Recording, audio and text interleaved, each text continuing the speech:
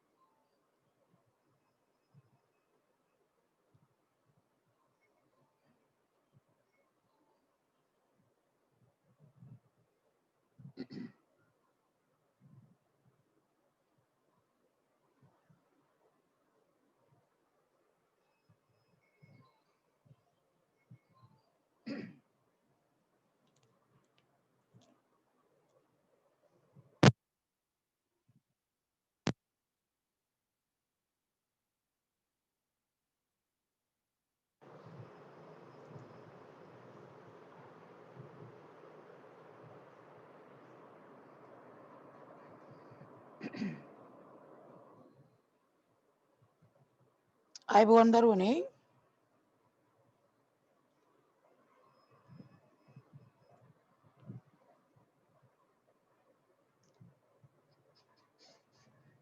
හැමෝටම සුබ සන්ධ්‍යාවක්. අදත් අපි ඔන්ලයින් ක්ලාස් එකකින් හම්බ වෙන්නේ. ගිය සතියේ අපි මතක ඇති කතා කළා. ඒ කතා කරමින් හිටපු පාඩම ඉවර වුණා නේද? ඒත් අපිට අලුත් කොටසක් තමයි කතා කරන්න තියෙන්නේ.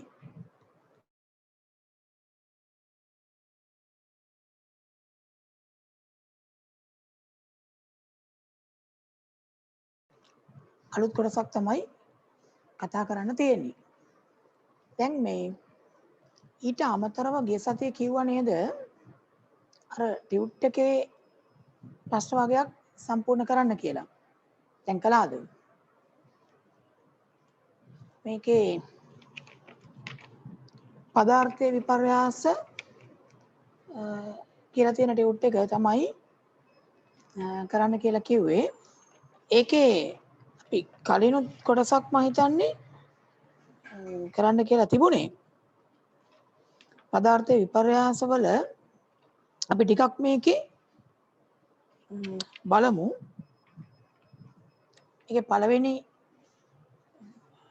ප්‍රශ්නය.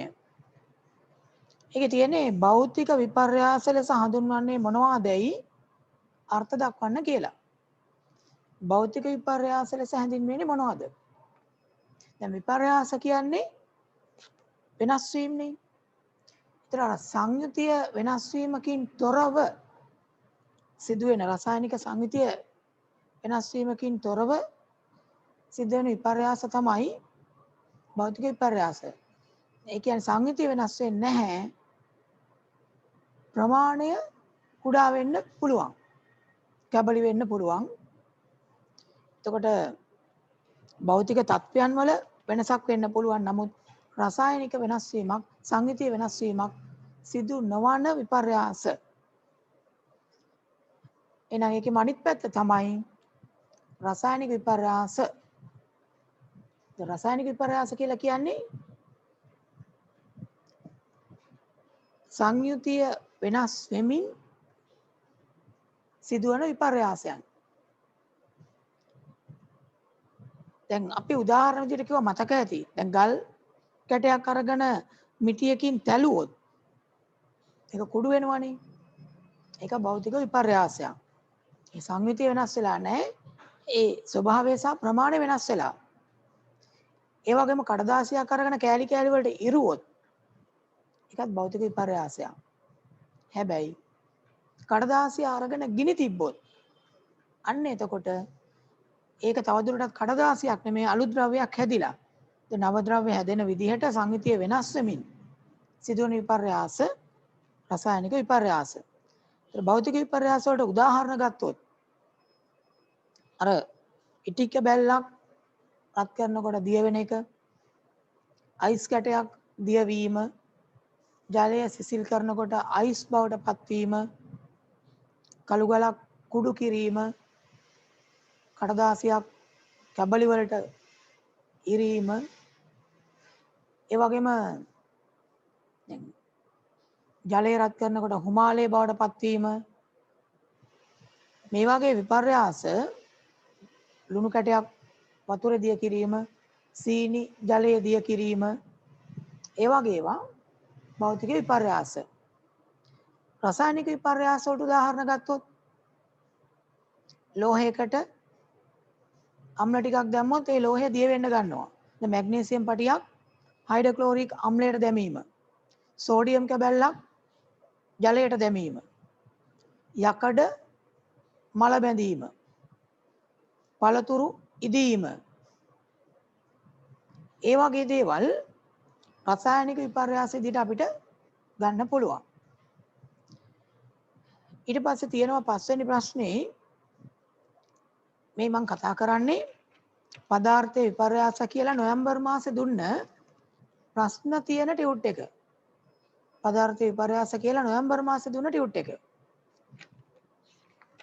මැග්නීසියම් පටියක් බන්සන් 1000කට අල්ලා රත් කළේයි සලකන්න. එවිට දහණයට පෙර හා දහණයට පසු මැග්නීසියම් පටියේ දක්න ලැබෙන නිරීක්ෂණ මොනවාද? එතකොට මැග්නීසියම් පටිය දහණයට පෙර ඝන තත්වයේ තියෙනවා පටියක් විදියට දිලිසෙනවා. මතු පිට රිදී පාට දිස්නයක් තියෙනවා. එතකොට දහණයේදී මේක දීප්තිමත් දැල්ලක් සහිතව දහණය වෙලා දහණයෙන් පස්සේ සුදු පාට කුඩු වර්ගයක් විදියට තමයි දකින්න පුළුවන් වෙන්නේ. මුලින් රිදී පාට දිස්නයක් තියෙන ඝන ලෝහ පටියක්. දහණයෙන් පස්සේ සුදු පාට කුඩු වර්ගයක් බවට පත් වෙනවා. හොඳයි. ඊට පස්සේ කියනවා ඊළඟ කොටස විදිහට මේ විලයනය යනු කුමක්ද කියලා. විලයනය කියලා කියන්නේ ඝන ද්‍රව්‍යයක් ද්‍රව බවට පත්වීම. යම් උෂ්ණත්වයකදී ද්‍රව බවට පත්වීම.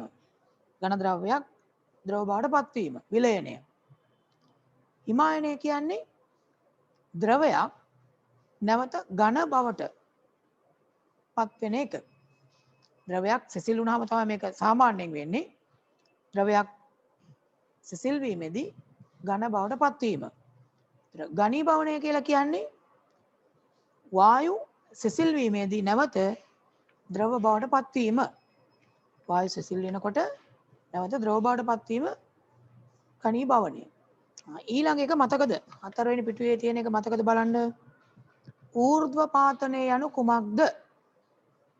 මතකද ඌර්ධ්ව පාතනය කියන්නේ මොකක්ද කියලා?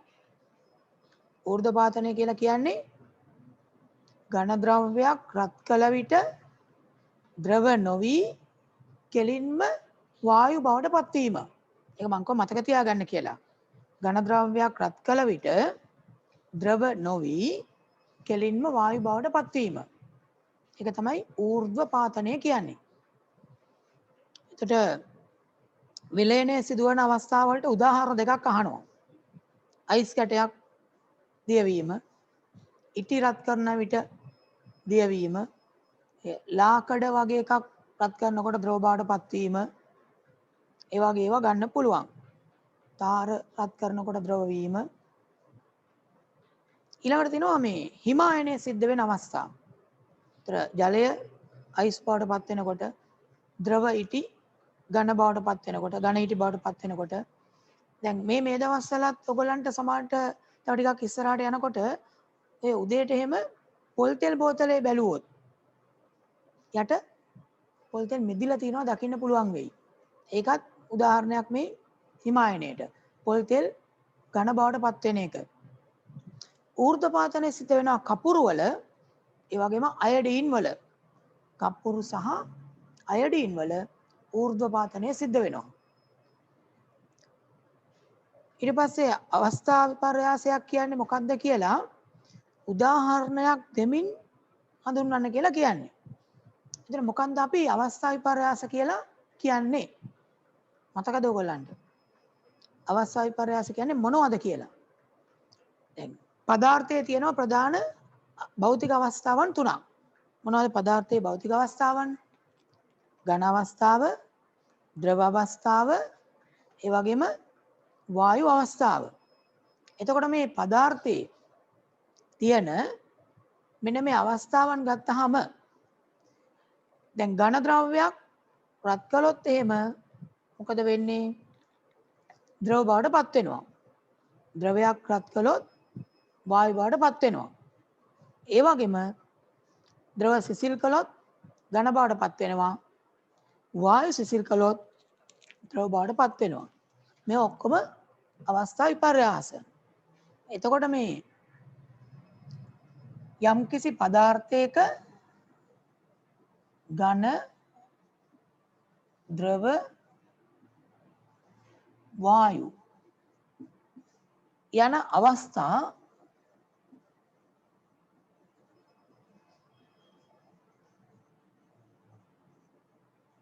තාපය ලබා දීම හෝ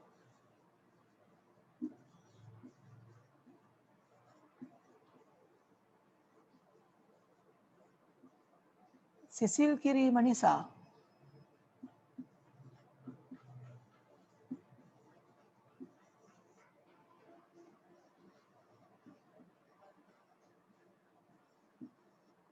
වෙනස් වීම තමයි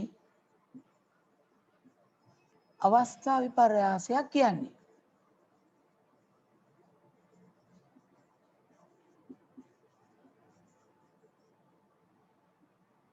එතකොට මේකෙදි ඝන රත් කරොත් ද්‍රව වෙන එක, ද්‍රව රත් කරොත් වායු වෙන එක, වායු සිසිල් කළොත් ද්‍රව වෙන එක, ද්‍රව සිසිල් කළොත් ඝන වෙන එක ගන්න පුළුවන්. උදාහරණයක් ගත්තොත් අයිස් රත් කළාම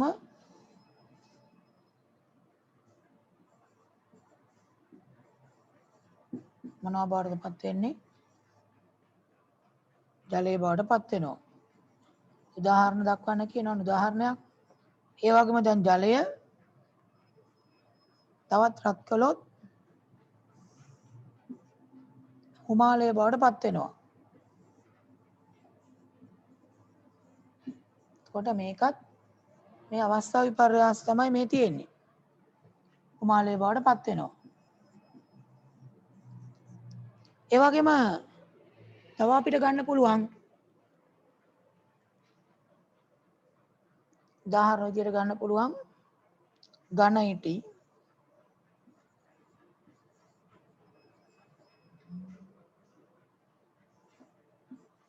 රත් කරාම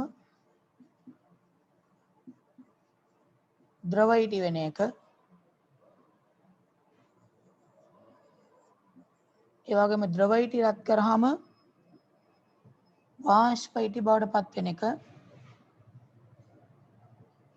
මේවත් අවස්ථා විපර්යාස. අනිත් පැත්තටත් හරි. සිසිල් කිරීමත් හරි. මේකෙදි වාෂ්ප ඉටි, තන් ඉටි වාෂ්ප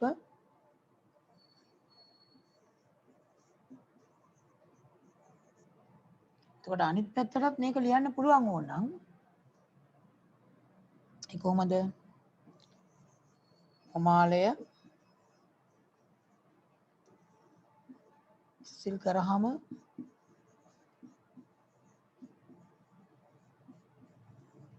ජලය හැදෙන එක. ජලය සිසිල් කරාම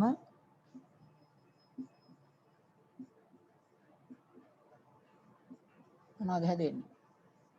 ජලය සිසිල් කරාම අයිස් හැදෙන එක.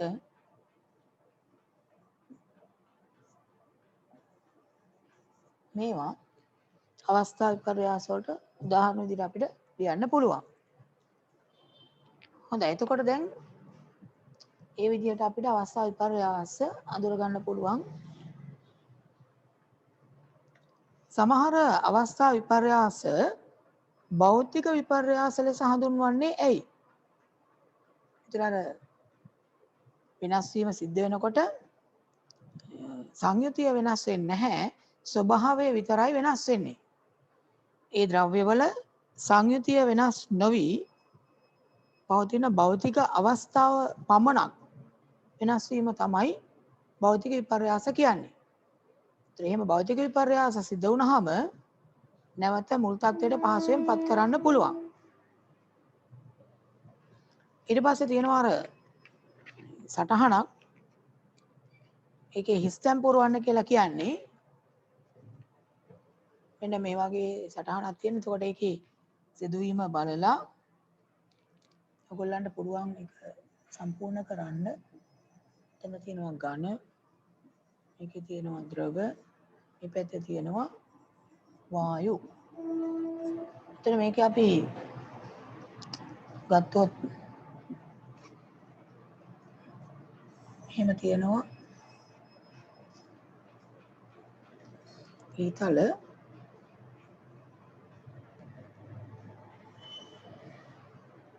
ඒ ඊතලත් එක්ක යටින් සමහර ඒවා තියෙනවා තිත්තිරා. දැන් මේ ඝන ද්‍රව බවට පත් වෙන එකේ තියෙන එක මෙතන තියෙනවා. කොට යටින් තිත්තිරක් තියෙන්නේ. ඒතර රත් කරාමනේ ද්‍රව බවට පත් වෙන්නේ. ඒක අපි කියන්නේ ද්‍රවාංකය. දැන් අපිට මේකේ මේ තිත්තිර තියෙන්නේ පහළින්නේ මෙහෙම. ඒතර ඝන ද්‍රව බවට පත්වීම ඕකේ අපිට ඕනනම් අර විලයනය කියලා දෙමු. අපි උෂ්ණත්වය ලියන්ත විලයනය. ඊළඟට තියෙනවා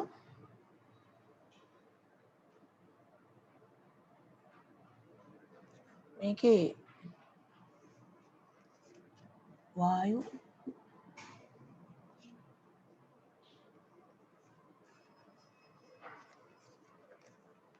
දැන් මෙතෙන්ටයි එන්න ඕන. වායු ද්‍රව බවට පත් වෙන එක හරි. ඒකට අපි කියන්නේ ඝනීභවනය.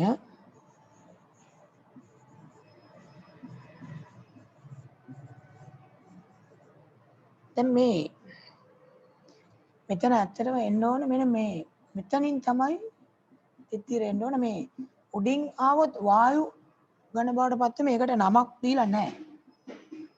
ඝන වායු බවට පත් වීමට තමයි නමක් දීලා තියෙන්නේ. ඌර්ධ්ව පාතනය. ඒක හදාගන්න. මේ මෙතනට නිශ්චිත නමක් නැහැ.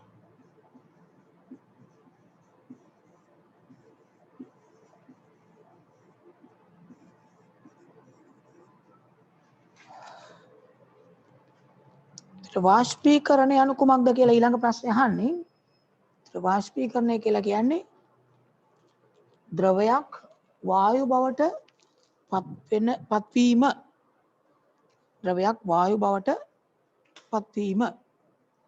ද්‍රව වායු බවට පත්වීම තමයි වාෂ්පීකරණය කියලා කියන්නේ.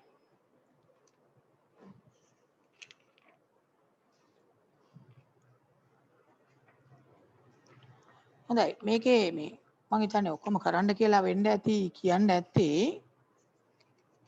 දැන් අපිට පාඩමට ටිකක් පරක් වෙන නිසා ටියුට් එකේ මේ ටික කළා මම ඉතුරු කරන්නම්. ඔයගොල්ලෝ දැන් සම්පූර්ණ කළා නැත්නම් සම්පූර්ණ කරපු නැති අය ඒක දිගටම සම්පූර්ණ කරන්න මම මේකේ ඊළඟ දවසේ තව කොටසක් සාකච්ඡා කරන්නම්. දැන් බලමු අපිට මේ අද කරන්න තියෙන කොටස මොකක්ද කියලා. අද අපිට කතා කරන්න තියෙන කොටස බැලුවොත් අලුත් පාඩමක් තියෙන්නේ නේද? මොකක්ද පාඩම? ටියුට් එක හම්බෙලා ඇති.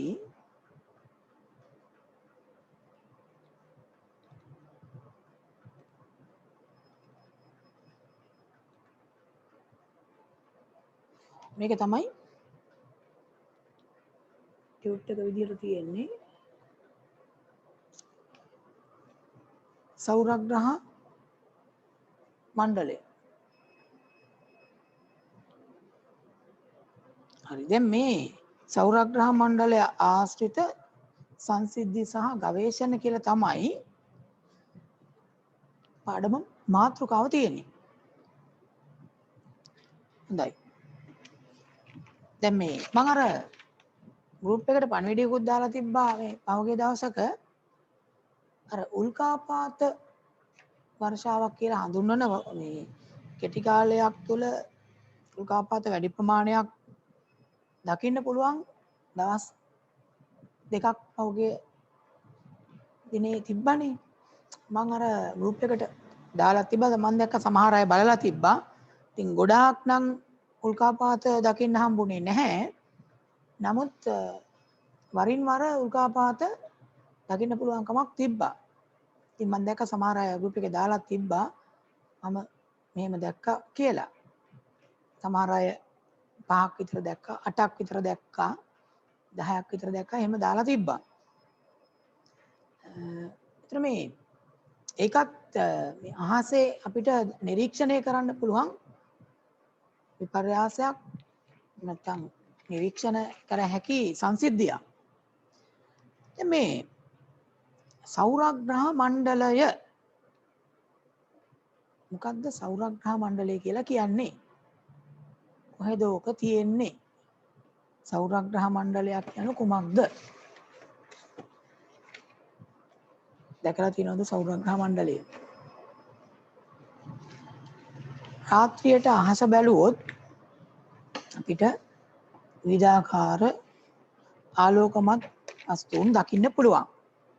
අපි සමහරවිට මේවට තරු කියනවා, ග්‍රහලෝක කියනවා. ඉතින් අහසේ පේන මේ ආකාශ වස්තුන්, ග්‍රහ වස්තුන් අපිට ගණන් කරන්න බැරි තරම් ප්‍රමාණයක් තියෙනවා. රාත්‍රියේ අහස බලපුවාම පේන දීප්තිමත්ව පේන සමහර ඒවා තරු. සමහර ඒවා ග්‍රහලෝක. ඊට අමතරව වෙනත් ග්‍රහ වස්තුනුත් තියෙන්න පුළුවන්. දැන් ඔය ග්‍රහලෝක වලින් වෙන් වෙලා කැඩිලා විසිවෙන යම් යම් ග්‍රාහක කැබලි වගේ ඒවා අපේ වායුගෝලයට වේගෙන් ඇතුල් වෙනකොට තමයි අපි මේ උල්කා කියලා කියන්නේ.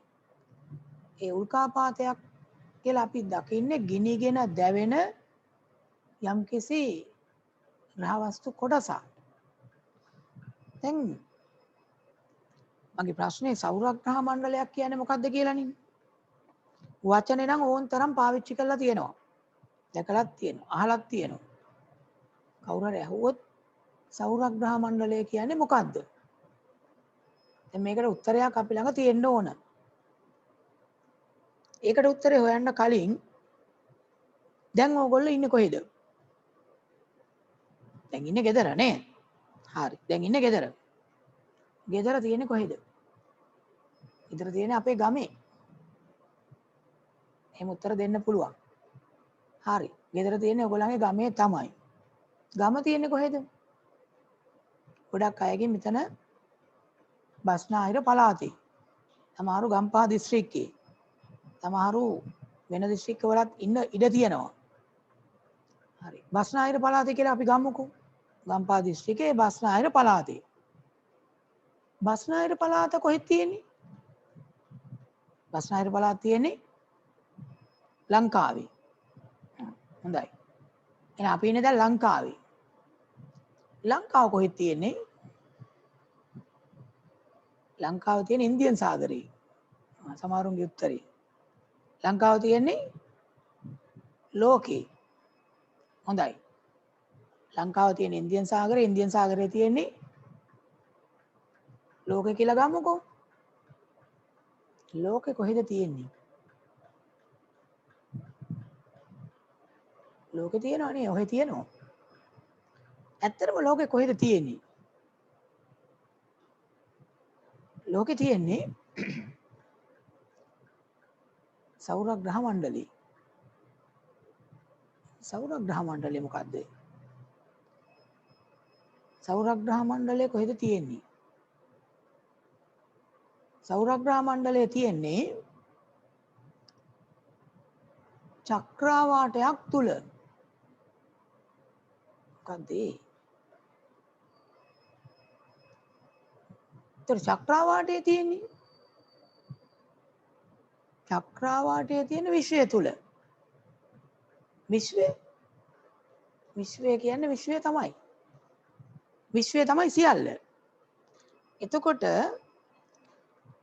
අපි ඉන්නේ විශ්වය තුල.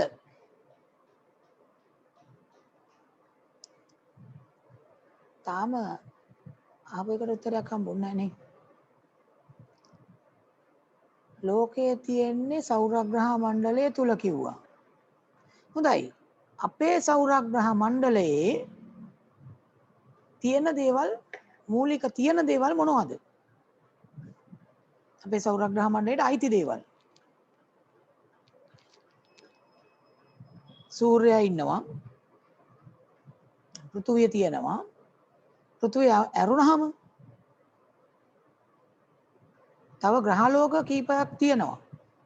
බුධ, සිකුරු, අඟහරු, බ්‍රහස්පති, සෙනසුරු, යුරේනස්, එහෙම නෙප්චූන්, ඊට අමතරව චන්ද්‍රයා, අපේ චන්ද්‍රයා, අනුන්ගේ චන්ද්‍රෙත් ඉන්නවා.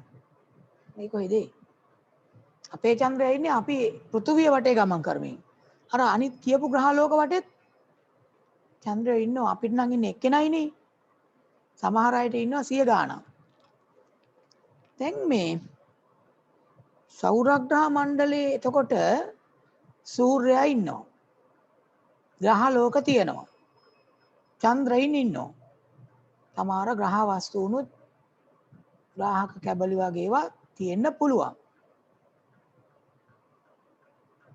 සෞරග්‍රහ මණ්ඩලයක් කියලා කියන්නේ මතක තියාගන්න එක් සූර්යයෙක් වටා පරිභ්‍රමණය වෙන ගමන් කරමින් තියෙන ග්‍රහලෝක, චන්ද්‍රයින්, ග්‍රහවස්තු කැබලි ඇතුළු සියල්ල සහිත පද්ධතිය.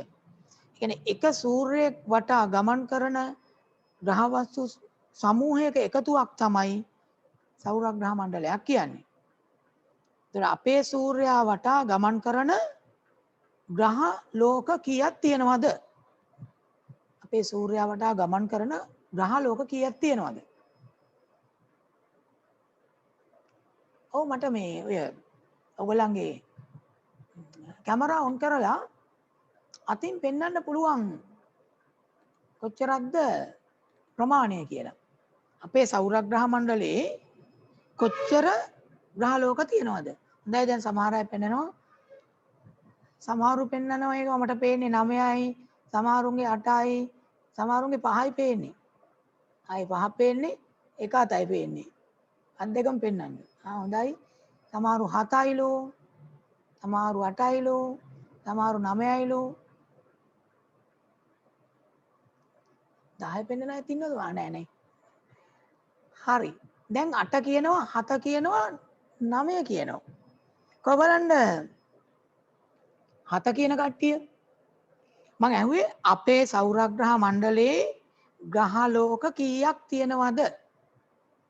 අපේ සෞරග්‍රහ මණ්ඩලයේ ග්‍රහ ලෝක කීයක් තියෙනවද? කො බලන්න 7ක් කියන කට්ටිය ඉන්නවද? අත උස්සන්නකෝ. 7ක් පෙන්වන්න ඕනේ. 7ක් නම් අත උස්සන්න බලන්න. 8ක් කියන කට්ටිය අත උස්සන්න බලන්න. හොඳයි. යොහල්, තමාලි, සදීප්, සත්සර කීයද කියන්නේ? අතිස් වෙන්නේ නැහැ නේ. දසුන් කීයද කියන්නේ? ඔව්. මිනුරි, නිර්මාල්. දැන් මේ ඔය අත උස්සන්නේ 8ක් කියන කට්ටියනේ. මිනුරි අත උස්සනවා, නිපුන් අත උස්සනවා, සංදීප් අත උස්සනවා, දසුන් අත උස්සනවා, මුදිත අත උස්සලා තියෙනවා, ඉමංජි, බිතුෂි අත උස්සලා තියෙනවා, සත්සරත් අත උස්සලා තියෙනවා, පහන් අත උස්සලා තියෙනවා, යවන්දි,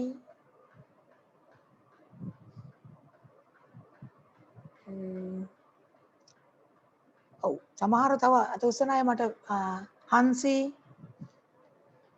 වේගෙන් යන හින්දා මේ සමහර කට්ටිය පේන්නේ නැති අයත් ඉන්නවා. බලමු තව ඉන්නවද කියලා. මිනුරේ අත උස්සලා තියෙනවා.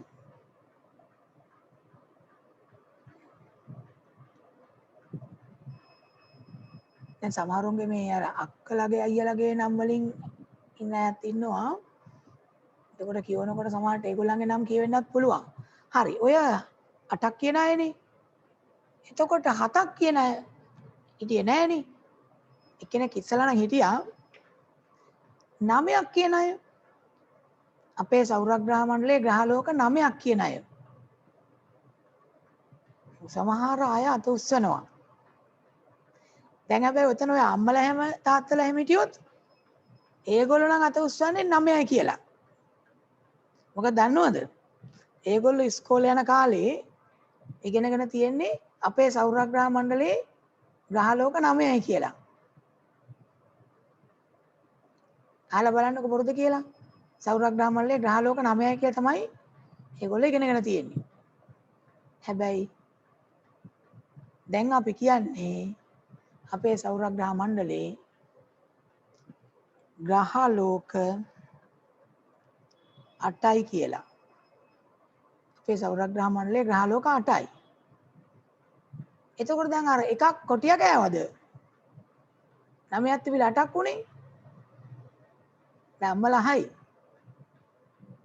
ඒකොල්ලෝ. එතකොට අර 9ක් තිබිච්ච එක 8ක් උනේ එකක් කෑවද මොකෙක් හරි කියලා. ඒ මොකද වෙලා තියෙන්නේ? ඕගොල්ලෝ සමහර පොත්පත් කියවනකොට දැකලත් ඇති මේ අපේ සෞරග්‍රහ මණ්ඩලයේ ග්‍රහලෝක 9යි කියලා. හැබැයි දැන් කියන්නේ 8යි කියලා තමයි. මොකක්ද හේතුව? අපේ සෞරග්‍රහ මණ්ඩලයේ තිබිච්ච ප්ලූටෝ කියන ඉස්සර ග්‍රහලෝකයක් විදියට හඳුන්වපු කෙනා අද ග්‍රහලෝකයක් කියලා හඳුන්වන්නේ නැහැ. විද්‍යාඥයෝ කියනවා එයා ග්‍රහලෝකයක් කියලා සලකන්න සුදුසුකම් සම්පූර්ණ කරලා නැහැ කියලා. ඒ කියන්නේ ප්‍රමාණවත් සුදුසුකම් නැති නිසා එයාව ග්‍රහලෝක කියන මට්ටමින් පල්ලෙහාට දාලා. එයාට දැන් කියන්නේ වාමන ග්‍රහයෙක් කියලා. වාමන ග්‍රහයෙක්. ඒ නිසා අද ප්ලූටෝ ග්‍රහලෝකයක් කියලා සලකන්නේ නැහැ. ඒ කියන්නේ ග්‍රහලෝකයක් කියලා සලකන්නත් යම්කිසි ලක්ෂණ ටිකක් එයාගේ තියෙන්න ඕන. දැන් ඔයගොල්ලන්ට ළමෙක් කියලා සලකන්නේ ඔයගොල්ලන්ගේ යම් ලක්ෂණ ටිකක් තියෙන හින්දානේ. නේද? දැන් බල්ලෙකුට බල්ලෙක් කියන්නේ එයාගේ ලක්ෂණ ටිකක් තියෙන හින්දා. ඒ වගේම ග්‍රහලෝකයක් කියන්නේ එහෙම ග්‍රහලෝකයකට අදාළ ලක්ෂණ තියෙන අයට. එකක් තමයි ප්‍රමාණවත් ගුරුත්වාකර්ෂණ බලයක් තියෙන්න ඕන. ඒ කියන්නේ තමන් පැත්තට ඇද ගැනීමේ බලයක් තියෙන්න ඕන විවිධ වස්තුන්. ඊළඟට අර සූර්යයා වටා ගමන් කරනකොට નિયમિત ගමන් මාර්ගයක යන්න ඕන. නිශ්චිත ගමන් මාර්ගයක යන්න ඕන දිහාසල රවුම් ගහලා හරියන්නේ නැහැ. ඊළඟට තමන් සූර්යයා වටා යන ගමන් මාර්ගය පිරිසිදුව තියාගන්න ඕන. එනේ වෙන අයට ඒක අස්සේ රින්ගන්න දෙන්න බෑ. ප්ලූටෝ වයින් කරන්න ප්‍රධාන හේතුව තමයි එයාගේ සූර්යයා වටා යන ගමන් මාර්ගය අපිරිසිදුයි. වෙන ග්‍රහ වස්තු කැබලි ඕක අස්සේ රින්ගලා අර නිශ්චිත ගමන් මාර්ගයත් යම් අවස්ථාවල සුළු ප්‍රමාණ වලින් වෙනස් වෙනවා. ඉතින් ඒ නිසා මේ එයා ග්‍රහලෝකයකට අදාළ සුදුසුකම් සපුරලා නැහැ කියලා කාලෙකදී එයාව ග්‍රහලෝක කියන මට්ටමින් පල්ලෙහාට දාලා වාමන ග්‍රහයෙක් විදිහට තමයි අද සලකන්නේ. එතකොට දැන් අද අපේ සෞරග්‍රහ මණ්ඩලයේ ඒ කියන්නේ අපේ සූර්යයා වටා පරිභ්‍රමණය වෙන ගමන් කරන ග්‍රහලෝක එනම් කීයක්ද? 8ක් කියලා තමයි කියන්නේ. ඒ ග්‍රහලෝක 8 සූර්යාගේ ළඟ ඉඳන් ඈත් වෙන පිළිවෙලට කියන්න පුළුවන්ද? මතකයි මොනවද ඈත් වෙන පිළිවෙලට මේ ග්‍රහලෝක 8 ළඟින්ම ඉන්නේ කවුද? මේ සූර්යාට ළඟින්ම ඉන්නේ. ළඟින්ම ඉන්නේ කවුද කියලා බලනකොට අර එක්කෙනෙක්ගේ නංගි කෙනෙක් ආව ටක් ගාලා ළඟට. සූර්යයාට ළඟින්ම ඉන්නේ ග්‍රහලෝක 8න් මොන ග්‍රහලෝකයේද? බුධ කියන ග්‍රහලෝකය. හරි. ඒතර සූර්යයාට ඈතින්ම ඉන්නේ නෙප්චූන්. දැන් ඒ දෙන්න තමයි ළඟින්ම සහ ඈතින්ම ඉන්න දෙන්න විදියට සලකන්නේ. හොඳයි. දැන් මේ සෞරග්‍රහ මණ්ඩලයක් කියන්නේ මොකක්ද කියන එකට උත්තරයක් එනම් තියෙන්න ඕන. මොකක්ද? සෞරග්‍රහ මණ්ඩලය කියලා කියන්නේ එක් සූර්යයෙක් වටා පරිභ්‍රමණය වන ග්‍රහලෝක, චන්ද්‍රයින්, ග්‍රහවස්තු කැබලි ඇතුළු සමස්ත පද්ධතිය. එහෙම සමස්ත පද්ධතියක් තමයි මේ අපි හඳුන්වන්නේ මොකක් කියලාද? සෞරග්‍රහ මණ්ඩලයක් කියලා. හොඳයි. දැන් ඔයගොල්ලන්ගේ ටියුට් එකට යන්කෝ ටියුට් එක කරලා ගන්නකෝ. බලන්න ඒකේ තියෙනවා එතන තියෙනවා මුලින්ම සෞරග්‍රහ මණ්ඩලයක් කියන්නේ මොකක්ද කියලා. එහෙනම් සෞරග්‍රහ මණ්ඩලය කියන එක දැන් අපිට විස්තර කරන්න පුළුවන්. බලමු සෞරග්‍රහ මණ්ඩලය විස්තර කරගන්න. මම දැන් කලින් කිව්වා මේ පේන්නේ අපිට ඉහළ අහස බැලුවාම රාත්‍රියේදී කළුවර රාත්‍රියක හොඳින් බැලුවොත් දකින්න පුළුවන් ආකාරය. ඒතර මේකේ අති විශාල ප්‍රමාණයක් ග්‍රහ වස්තුන් තියෙන පුළුවන්. ඒ කියන්නේ තරු, ග්‍රහලෝක, චන්ද්‍රයින් විවිධ දේවල් තියෙනවා. දැන් සෞරග්‍රහ මණ්ඩලයක් යන කියන එක එහෙනම් අපි ලියමු මොකක්ද කියන එක. ඒක ලියන්න එක් සූර්යයෙක් වටා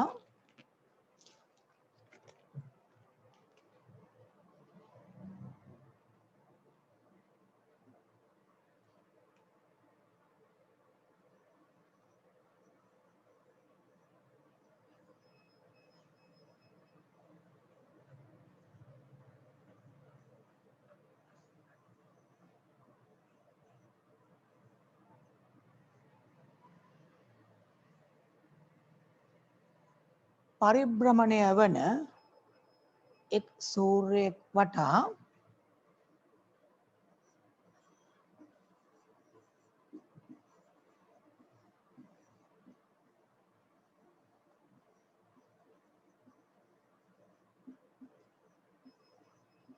පරිභ්‍රමණය වන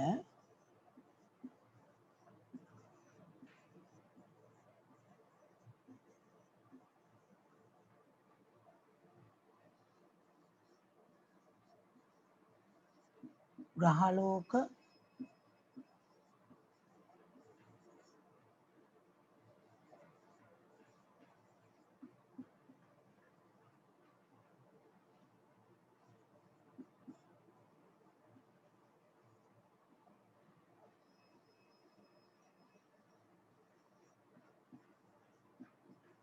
උපග්‍රහලෝක,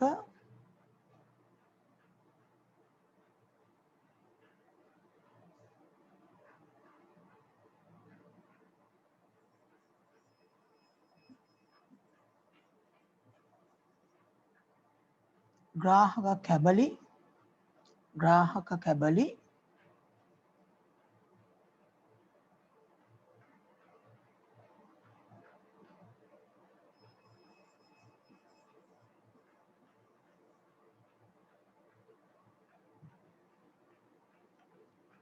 ආදී ග්‍රහ වස්තු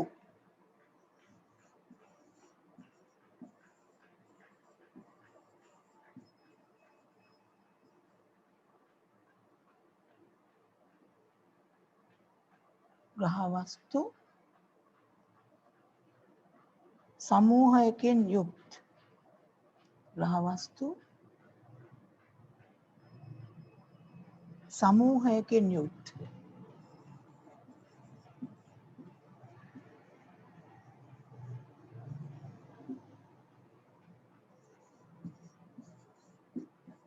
පද්ධතියක් වේ.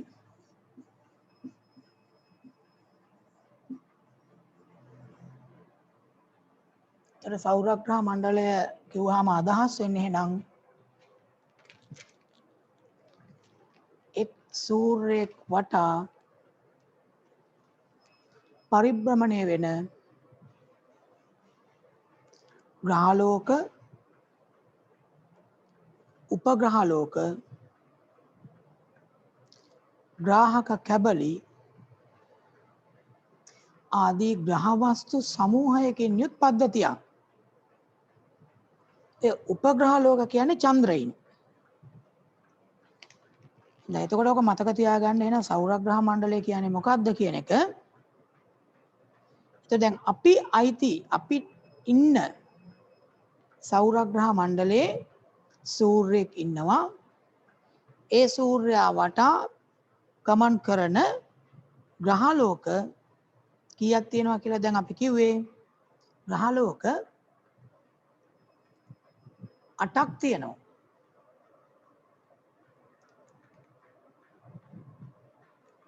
ඕකේ බලන්න දැන් සම්පූර්ණ කරන්න තියෙනවා. පෘථුවිය අයත් සෞරග්‍රහ මණ්ඩලයේ පෘථුවිය අයත් සෞරග්‍රහ මණ්ඩලයේ ග්‍රහලෝක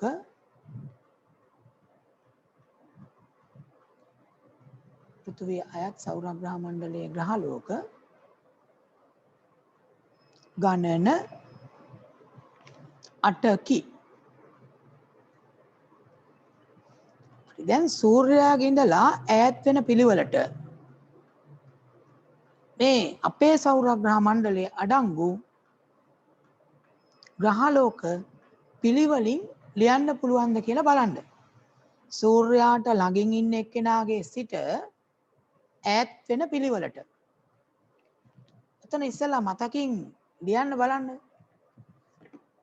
මේ සෞරග්‍රහ මණ්ඩලයේ ඉන්න ග්‍රහලෝක 8 සූර්යයාගේ ඉඳලා ඈත් වෙන පිළිවෙලට ලියාගෙන යන්න බලන්න. කමා දාලා ලියන්න පුළුවන් නේ.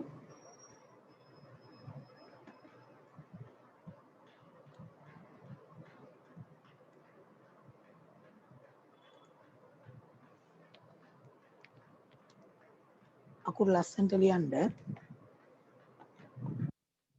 තිස්සියට හිමේ ලියලා දාන්න එපා.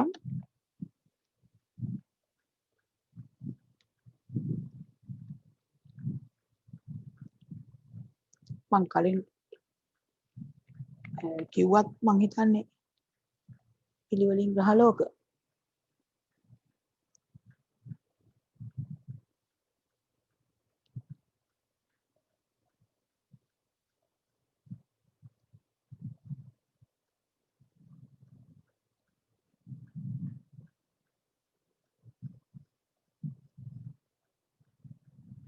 දැන් සමහරු නම් ලියලා ඉවර ඇති.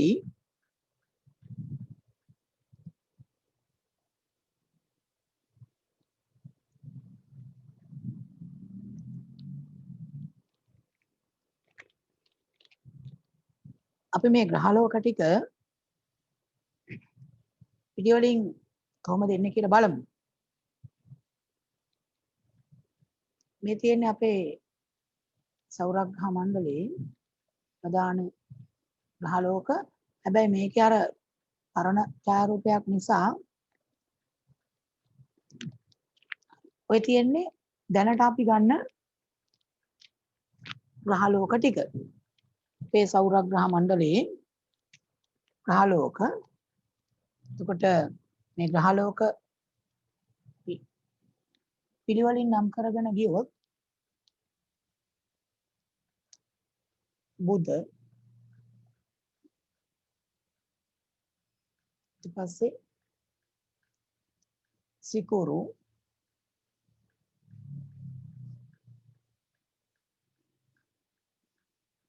ඊපස්සේ පෘථුවි අඟහරු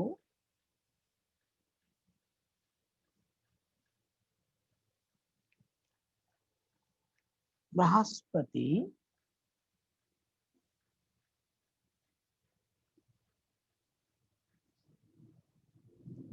සෙනසුරු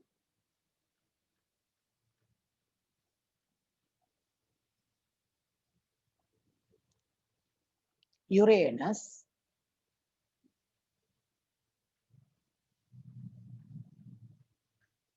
නෙප්චූන්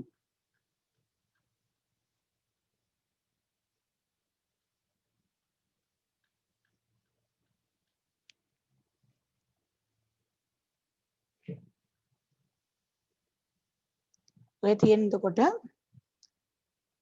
පිළිවෙලින් ගත්තාම ඕන්නම් මේක මම අංක කරන්නම් බුද සිකුරු පෘථුවි අඟහරු බ්‍රහස්පති සෙනසුරු යුරේනස් නෙප්චූන් ඒ තියෙන්නේ දැනට අපි පිළිගන්න ග්‍රහලෝක 8 අපේ සෞර ග්‍රහ මණ්ඩලයේ ග්‍රහලෝක 8 ඔතන මේ අර පල්ලෙහා පොඩි ඉඩක් තියෙනවානේ දැන් ඔයගොල්ලෝ ඔය ග්‍රහලෝක ලියපු තැන එතන වෙන පාටකින් ලියලා තියමු අතීතයේදී ප්ලූටෝ ගැන ලියන්න යන්නේ අතීතයේදී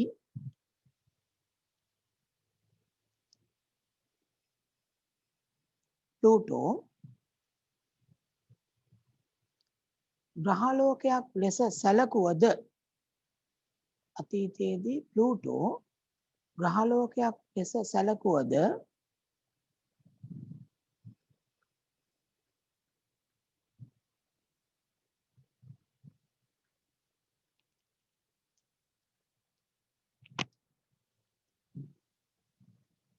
අද එය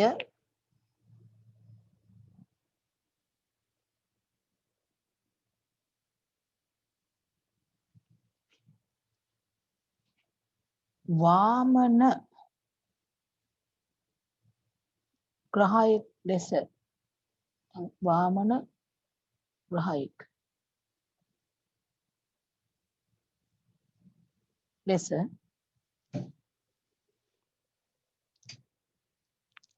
සලකයි වාමන ග්‍රහයෙක් ලෙස සලකයි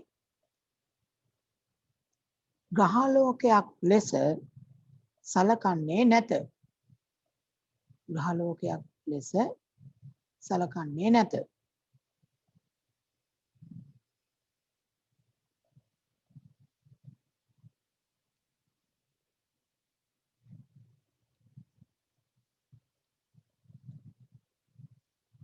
හොඳයි දැන් එතකොට එහෙනම් සෞර ග්‍රහ මණ්ඩලයක් කියන්නේ එක සූර්යයෙක් වටා පරිභ්‍රමණය වෙන ග්‍රහලෝක උපග්‍රහලෝක ඇතුළු මේ ග්‍රහවස්තු පද්ධතිය අපේ සෞර ග්‍රහ මණ්ඩලයේ ග්‍රහලෝක 9ක් තියෙනවා නෑ 8යි තියෙන්නේ 8ක් තමයි තියෙන්නේ දැන් ග්‍රහලෝකයක් ඔය සූර්යයා වටා ගමන් කරන්නේ යම්කිසි නිශ්චිත ගමන් මාර්ගයක හැබැයි සූර්යයා වටා ගමන් කරද්දී මේ හැම ග්‍රහලෝකයක්ම තමන් වටේත් කැරකෙනවා තමන්ගේ අක්ෂය වටා කැරකෙමින් තමයි සූර්යයා වටා යන්නේ දැන් ග්‍රහලෝකයක් තමන්ගේ අක්ෂය වටේ දැන් මෙහෙම ගත්තොත් මේ මෙහෙම අපි කැරකෙව්වොත් මේ පෑන කැරකෙව්වොත් එයාගේ මේ මධ්‍ය අක්ෂය වටා එයා කැරකෙනවම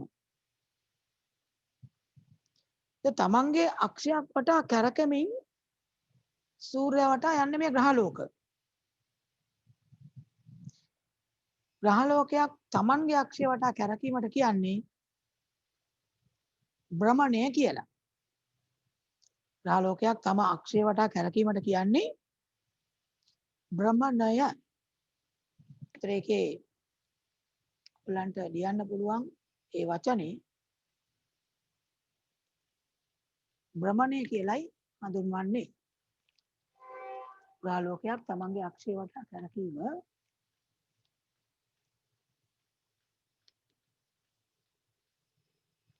භ්‍රමණය.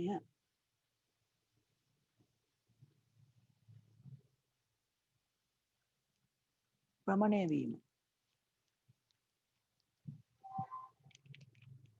ඊළඟට දැන් එහෙම කැරකෙමින් තමන් වටේ කැරකෙමින් සූර්යයා වටේ යනවා කියවනේ. ඒ සූර්යයා වටා ගමන් කිරීම සූර්යයා වටා ගමන් කිරීමට කියන්නේ පරිභ්‍රමණය කියලා.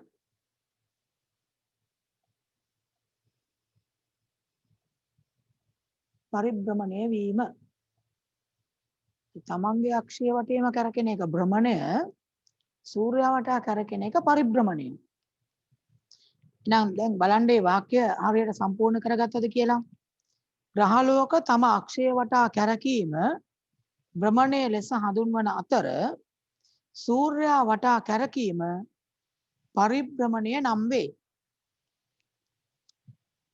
දැන් අපේ පෘථුවියට භ්‍රමණයකට එක භ්‍රමණයකට අපේ සූර්යාට එක භ්‍රමණයකට කොච්චර කාලයක් ගත වෙනවාද? සූර්යාට තමන්ගේ අක්ෂය වටා එක වටයක් කැරකෙන්න කොච්චර කාලයක් යනවද? ඔව් ඔයගොල්ලෝ දන්නවා. සූර්යාට දල වශයෙන් ගත්තොත් තමන්ගේ මේ අක්ෂය වටා එක වටයක් කැරකෙන්න යන කාල සීමාව අපි කියන්නේ පැය 24ක් කියලා. පැය 23යි මිනිත්තු ගානක් කියන්නේ දල වශයෙන් අපි කියනවා පැය 24ක් කියලා. ඒතර මේ පැය 24ක කාලය තමයි අපි එක දවසක් එක දිනයක් කියලා කියන්නේ. ඔකේ බලන්න සම්පූර්ණ කරන කොටසක් තියෙනවනේ.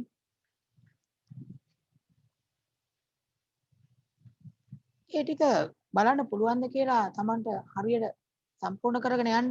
ඊට පස්සේ බලමු සම්පූර්ණ කර ඒ අර ඡේදයක් වගේ තියෙන හිස්තැන් තියෙන කොටස. ඔයගොල්ලන්ගේ මතකයේ දැනුම අනුව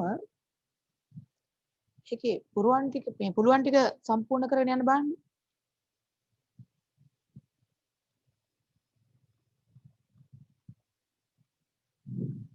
ඒකේ තියෙනවා පෘථුවියේ පස්සේ හිස්තැනක්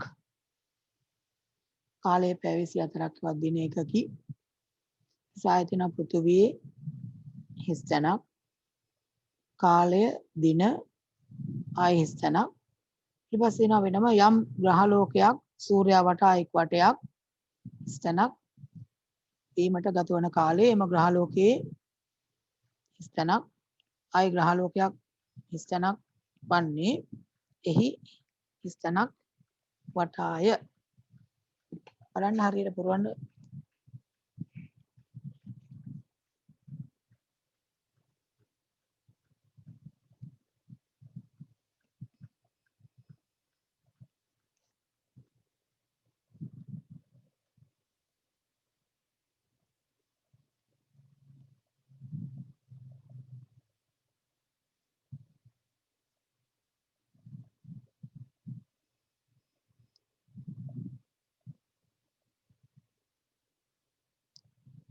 පිරෙව්වද?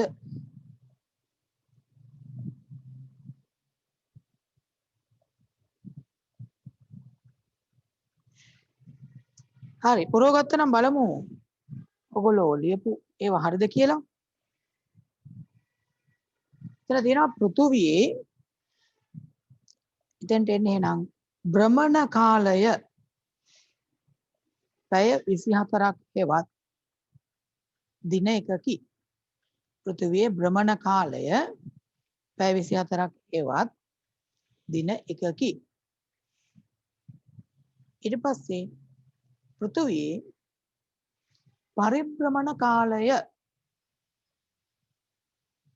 පරිභ්‍රමණ කාලය කියන්නේ සූර්යයා වටා ගමන් කිරීම.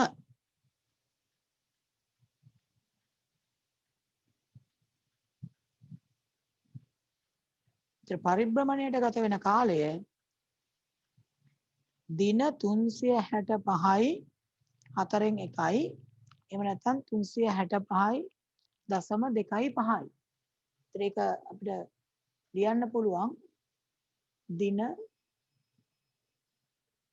365යි 4න් 1යි කියලා ලියන්නත් පුළුවන්.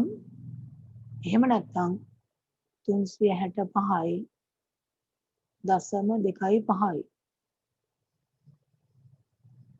දින 365යි 4න් 1යි. නැත්නම් දින 365යි 0.25යි.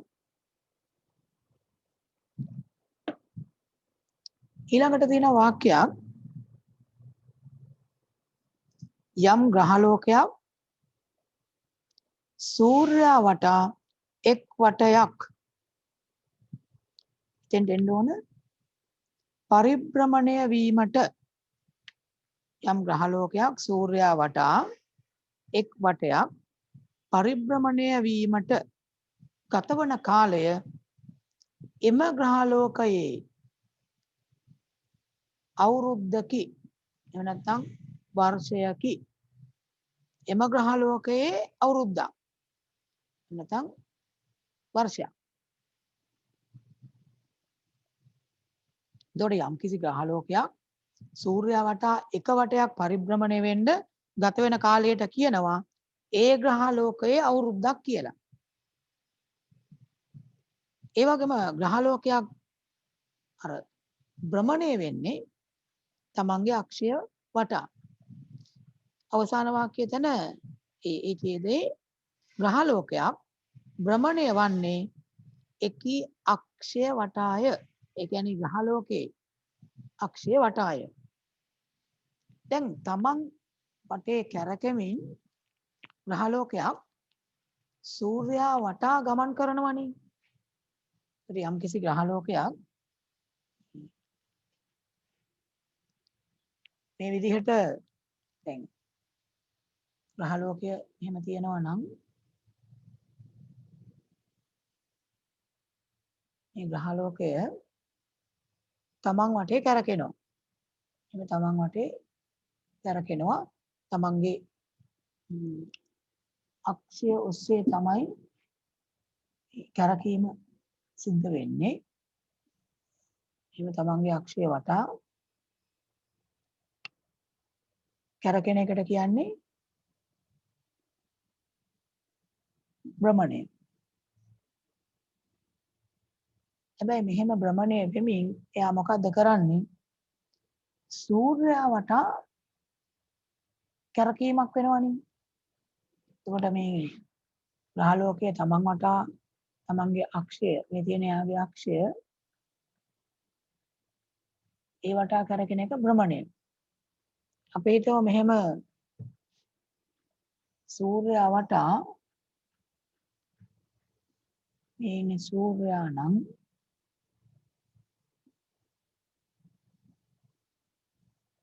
එයා වටේ මේ ග්‍රහලෝකයක් මේ විදිහට ගමන් කරනවනේ. ඒතර යම් කිසි ගමන් මාර්ගයක තමයි සූර්යයා වටා යන්නේ.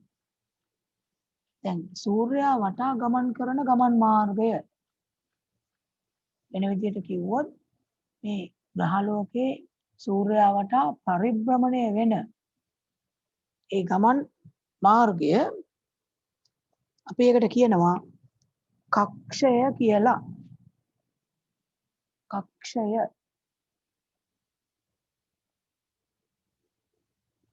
මේ තියෙනකොට ග්‍රහලෝකය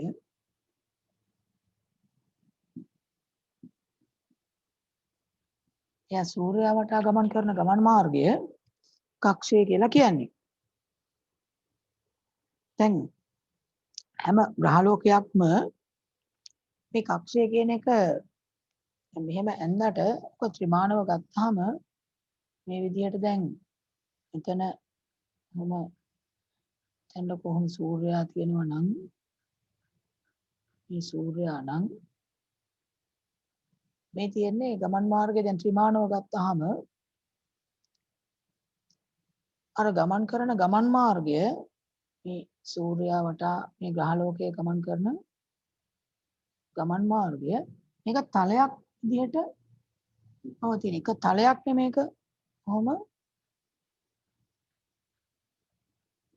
තලයක් විදිහට තියෙන්නේ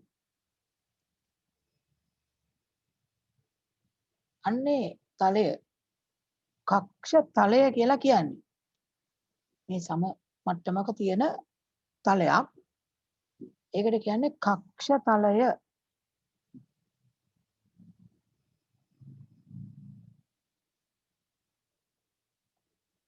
කක්ෂය කියන්නේ ගමන් මාර්ගය එතකොට මේ ගමන් මාර්ගය දැන් උඩින් බැලුවා කියලා හිතන්නකෝ එතකොට ඒක සම මට්ටමක තියෙන්නේ ඒ ගමන් මාර්ගය තනිකර වැහෙන විදිහට කොලයක් දැම්ම කියලා හිතන්නකෝ අන්න එතකොට ඒක තලයක්නේ ඒකට කියනවා කක්ෂ තලය කියලා එතකොට මේ කියනවා මේ හැම ග්‍රහලෝකයක්ම එහි කක්ෂ තලයට සිරස්ව ඇඳි දැන් මේ කක්ෂ තලයට මෙහෙම මේ කක්ෂය ත්‍රිමාණව මෙහෙම ඇන්දොත් යම් කිසි ග්‍රහලෝකයක මෙන්නම මේ තියෙන්නේ මේ කක්ෂ තලය කියලා හිතන්නකෝ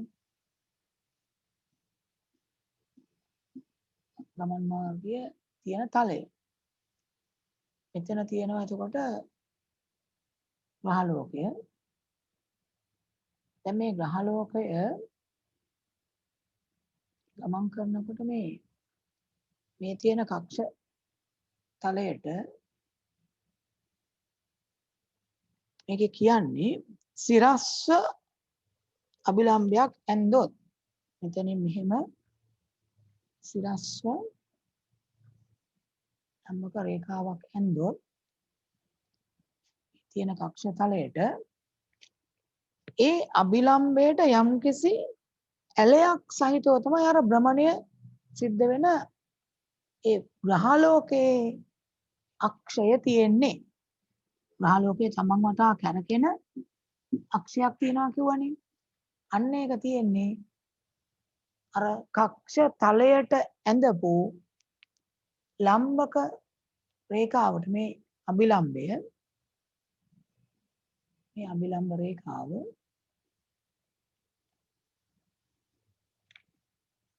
ඒකට යම්කිසි මේ ඇලයක් සහිතව මේ තියෙනකොට අර භ්‍රමණ අක්ෂය ග්‍රහලෝකයේ භ්‍රමණ අක්ෂය තමයි මේ තියෙන්නේ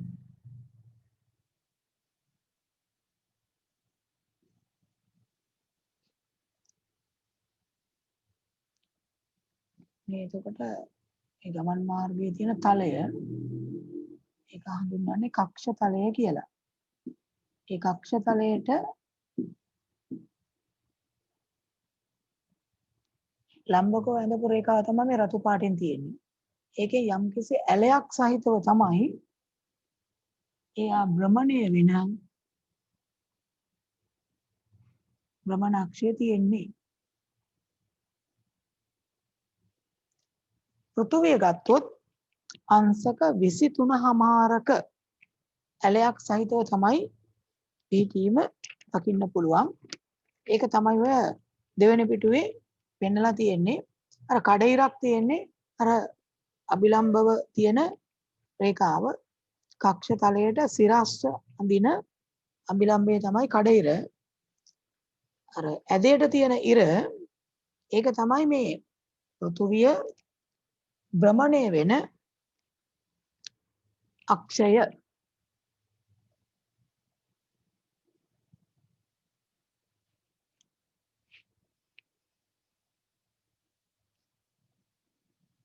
දැන් මේ තියෙන්නේ සූර්යයා වටා විවිධ ග්‍රහලෝක මේ වගේ ගමන් මාර්ගවල ගමන් කරනවා. ඒතර මේවට කියන්නේ ගමන් මාර්ගයට කියන්නේ කක්ෂය කියලානේ. ඒතර මේ කක්ෂය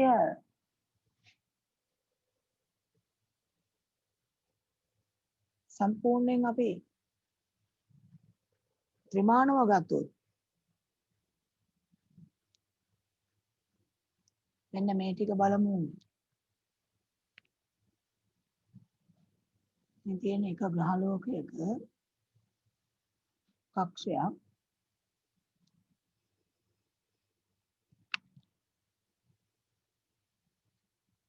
දැන් සූර්යයා මැද තියෙනකොට මේ තියෙන සූර්යයා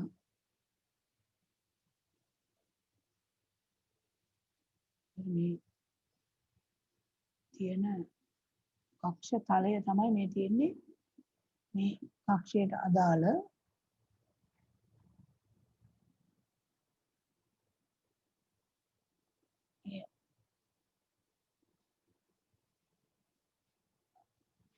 ඒ තියෙන එක කක්ෂ තලයක් ඒ ග්‍රහලෝකයට අදාළව.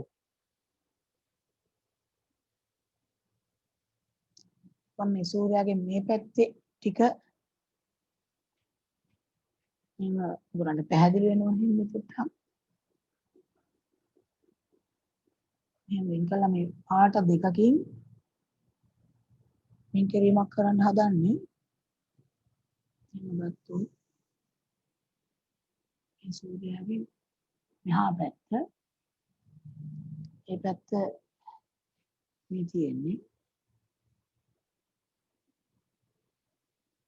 මේ කක්ෂතලයේ එක භාගයක් අර සූර්යාගේ මේ පැත්ත කියන්නේ සූර්යා හරහා නිකන් කොලයක් තිබ්බා වගේ නැත්නම් කැපුවා වගේ ගත්තාම මේ ටික මේ එක කොටසක් විදියට ගත්තොත්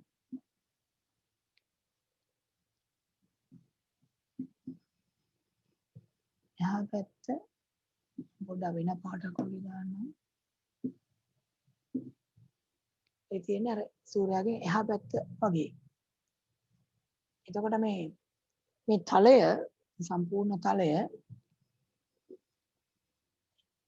මෙයාගේ කක්ෂ තලය.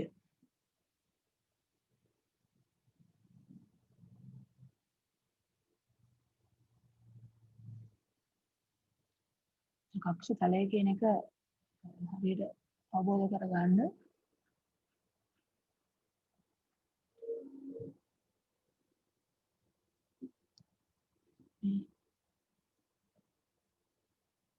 අනිත් පැත්ත කියලා හිතන්නකො සූර්යාගේ මෙහා පැත්තේ.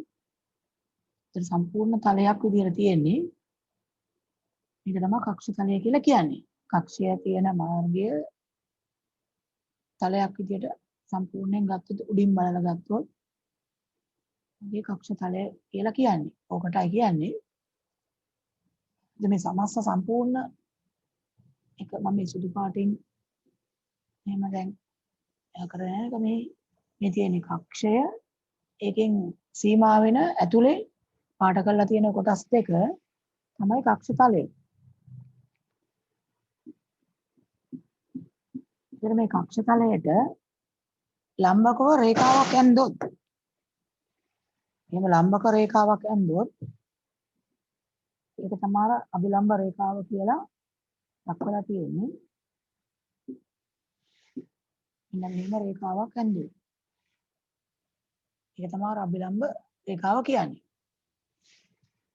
ඒතර ග්‍රහලෝකය භ්‍රමණය වෙනවනේ. දැන් මේකේ ග්‍රහලෝකය ගොඩක් පුංචි හින්දා ඒ කක්ෂ තලයේ තියෙන ග්‍රහලෝකය මේ මෙතන තියෙන එක ගොඩක් පුංචිනේ. ඒක එච්චර පේන්නේ නැහැ.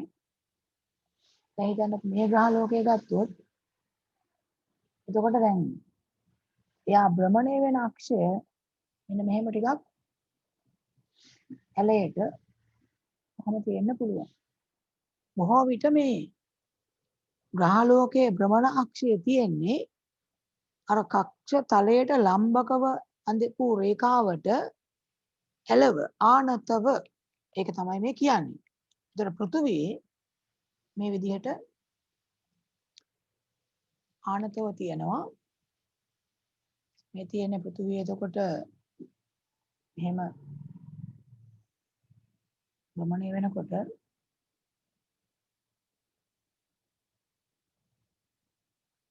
ඒ කක්ෂ තලයට ලම්බක රේඛාව තමයි මෙතන තියෙන්නේ. මේ තියෙන්නේ ග්‍රහලෝකයේ භ්‍රමණ අක්ෂය. ඒක ඇලව පිහිටලා තියෙනවා. ඒ ඇලය මෙන්න මේ ප්‍රමාණය අංශක 23.5යි.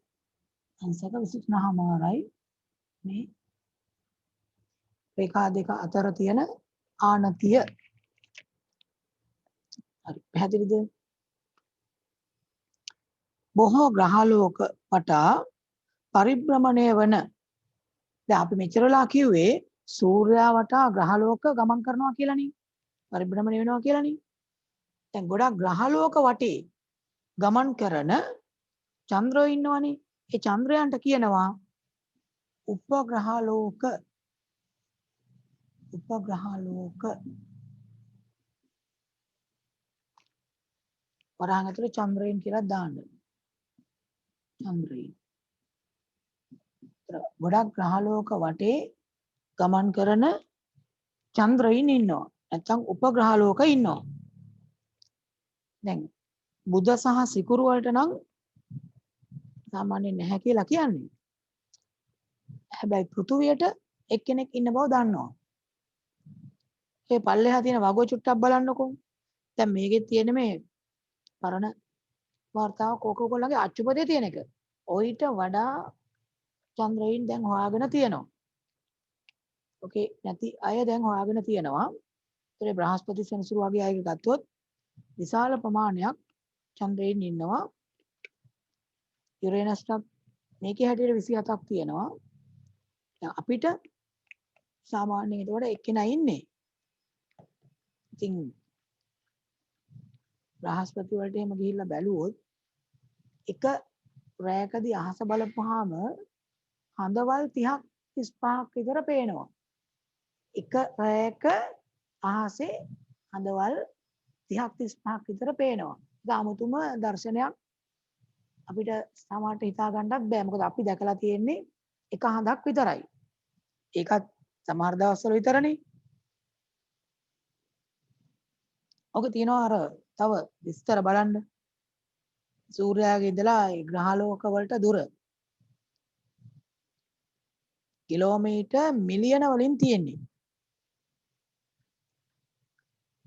ඒ වගේම අර තමන්ගේ අක්ෂය වටා එක වටයක් කැරකෙන්න ඒ කියන්නේ භ්‍රමණයට ගත වෙන කාලය.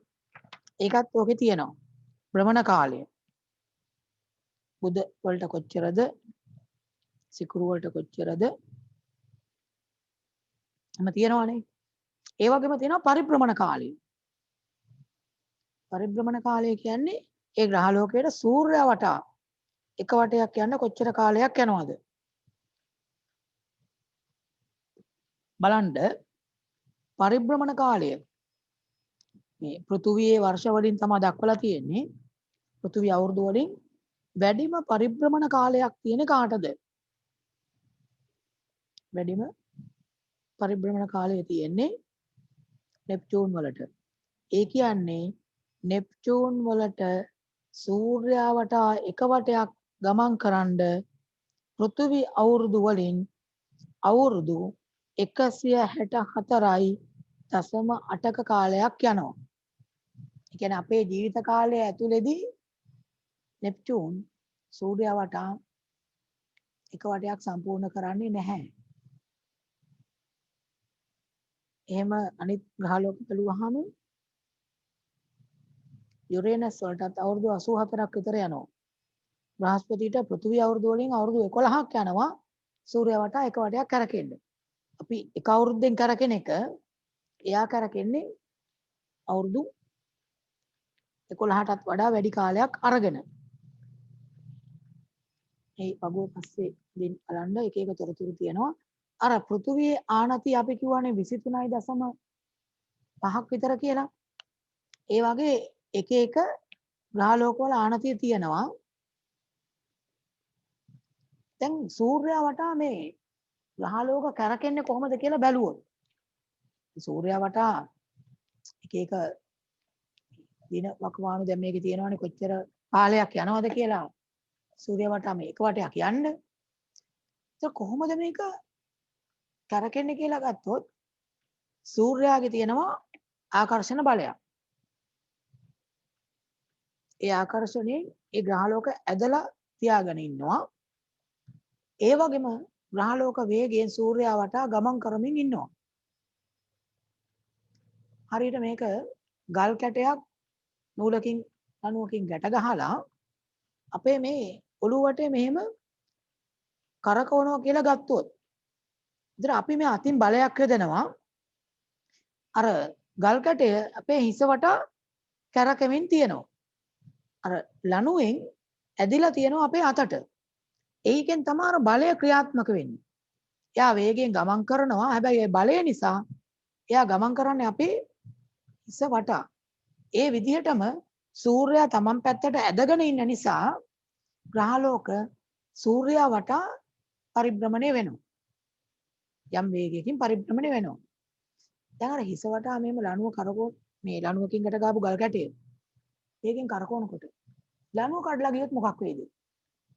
මෙහෙම කරකවපු ඉන්නකොට ලණුව කැඩුනොත් වේගයෙන් මේක ඈතට විසි වෙනවා. කොහෙ නතර වෙයිද දන්නේ නැහැ. යම් අවස්ථාවක පෘථුවියේ ආකර්ෂණය එකපාරට නැතුව ගියොත් අපිට වෙන්නේත් ඒක. අපිට කියන්නේ මේ ග්‍රහලෝක වලට. අර වේගයෙන් හිස වටා කරකවන ලණුවක් නූලක් කැඩිලා ගියොත් ඒ ගල් කැටය ගමන් කරන්නා වගේ වේගයෙන් ඒ මොහොතේ තියෙන තැනත් එක්ක ග්‍රහලෝක කොහෙ ගිහින් නතර වෙයිද දන්නේ නැහැ. දැන් සූර්යාගේ ආකර්ෂණය තියෙන තාක්කල් තමයි අපිට මේ විදිහට කැරකෙන්න පුළුවන් වෙන්නේ. යම් අවස්ථාවක මේ ආකර්ෂණය නැති වුණොත් එහෙම අපිව වෙන කොහෙදෝ ඈතකට විසිකෙන්න පුළුවන්. කොහෙ නතර වෙයිද කියලාවත් කියන්න බෑ. හොඳයි. මේක තමයි පෙන්ලා තියෙන්නේ බලන්න. ඒක රූපයක් පෙන්ලා තියෙනවනේ. එතන පෙන්ලා තියෙන රූපේ දක්වන්නේ ගල් කැටයක් නූලකින් ගැටගසා අතින් එක් කෙලවරක් අල්ලා හිස වටා කැරකවීමේදී නූල ඔස්සේ ගල් කැටේ වෙත බලයක් යෙදේ. අර බලය තමයි අර පොඩි ඊතලයකින් අර නූලේ ලකුණු කරලා තියෙන්නේ. එම බලය අත දෙසට ක්‍රියාත්මක වන බලයකි. මේ පැත්තට තමයි ඇදලා තියෙන්නේ. ග්‍රහලෝක සූර්යයා වටා කැරකීමේදීද සූර්යයා මගින් ග්‍රහලෝක කෙරෙහි ගුරුත්වාකර්ෂණ බලය ක්‍රියාත්මක කරයි. මෙම බලය පමණක් පැවතිය හොත් ග්‍රහලෝක සූර්යයා මතට වැටේ. ඒ කියන්නේ සූර්යයා පැත්තට තියෙන බලය විතරක් තිබුණා නම් එකපාරට ග්‍රහලෝක සූර්යයා වෙතට ඇදිලා එනවා.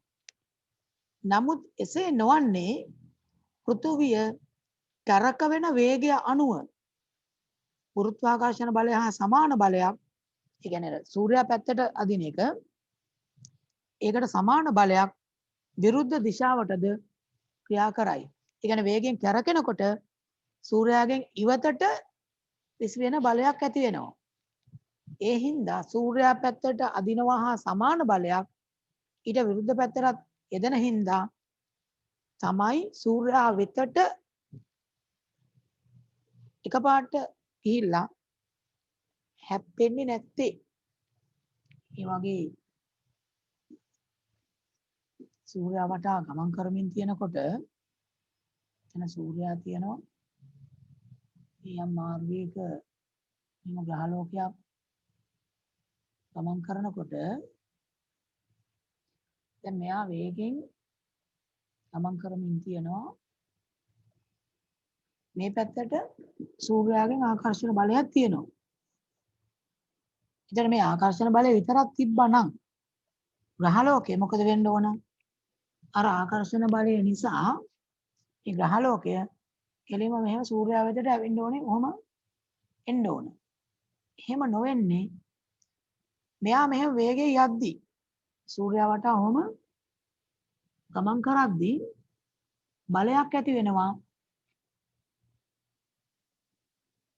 මේ අනිත් පැත්තට මෙන්න මේ පැත්තට බලයක් ඇති වෙනවා වේගෙන් මෙහා අර කක්ෂය ඔස්සේ මෙහෙම යද්දී. එතකොට දැන් සූර්යා පැත්තට බලයකින් අදිනවා හා සමානව බලයක් ඊට විරුද්ධ පැත්තට ඇති වෙනවා මේ ගමන් කිරීමත් එක්ක. ඒ නිසා තමයි ග්‍රහලෝකය සූර්යා වෙතට ඇදිලා එන්නේ නැත්තේ. ඒතොරයා නිශ්චිත ගමන් මාර්ගයක මේ බල දෙක සමානව දිගට යනවා. පැහැදිලිද මම කියපු එක? සූර්යා පැත්තට අදින බලය හා සමාන බලයක් විරුද්ධ පැත්තට මේ නිල් පාටින් පෙන්නලා තියෙන්නේ. ඇති වෙනවා ග්‍රහලෝකයේ සූර්යා වටා කැරකෙන වේගයත් එක්ක. දැන් කැරකෙන වේගය වැඩි වුණොත් අර නිල් පාට බලය වැඩි වෙනවා. එතකොට එහෙම වුණොත් එහෙම කැරකෙන වේගය වැඩි වුණොත් එහෙම මෙයා මෙහෙම මේ ගමන් මාර්ගේ යන්නේ නැතුව මේ පැත්තට තියෙන බලය වැඩි වුණොත් මෙයා මෙහෙම කැරකෙන්න ගිහිල්ලා කොහොම විසි වෙලා යන්න පුළුවන්. ඒ වගේම සූර්යා පැත්තට තියෙන බලය වැඩි වුණොත් ටික ටික මේ පැත්තට කොහොම කිට්ටු වෙලා සූර්යා වෙතට එන්න පුළුවන්. එහෙම නොවෙන්නේ මේ බල දෙක සමාන වෙන වේගයකින් තමයි මෙයා යන්නේ. එතකොට මේ කක්ෂයෙන් ඉවතට විසි වෙන්නෙත් නැහැ, සූර්යා වෙතට එන්නෙත් නැහැ. මෙයා දිගට එකම ගමන් මාර්ගයක මෙහෙම ගමන් කරනවා. පැහැදිලි නේ?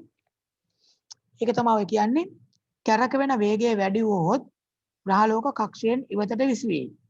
කැරකෙන වේගය අඩු වුවොත් සූර්යා වෙතට පතිත වේ. මේ නිසා ග්‍රහලෝක නියත වේගයකින් සූර්යා වටා පරිභ්‍රමණය වේ. ඒ විදිහට තමයි සූර්යා වටා මේ ග්‍රහලෝක ගමන් කරමින් තියෙන්නේ. ඊට පස්සේ අපිට කතා කරන්න තියෙන වෙනම කොටසක් ඒකෙදී කියනවා මේ ඍතු විපර්යාස ඇතිවීම කියලා. මේ ඍතු විපර්යාස කියන්නේ මොනවද? අපේ රටට ඊතරම්ම මේ ඍතු විපර්යාස බලපාන්නේ නැහැ. හැබැයි දැන් මෙන්න මේ කාලේ ඕගොල්ලන්ට තේරෙනවා ඇති උදේට නැගිටිනකොට හීතල වැඩි. මේක අර ඍතු විපර්යාස වල බලපෑමක් තමයි. නමුත් අපේ රටේ විශාල ඍතු විපර්යාස නැහැ.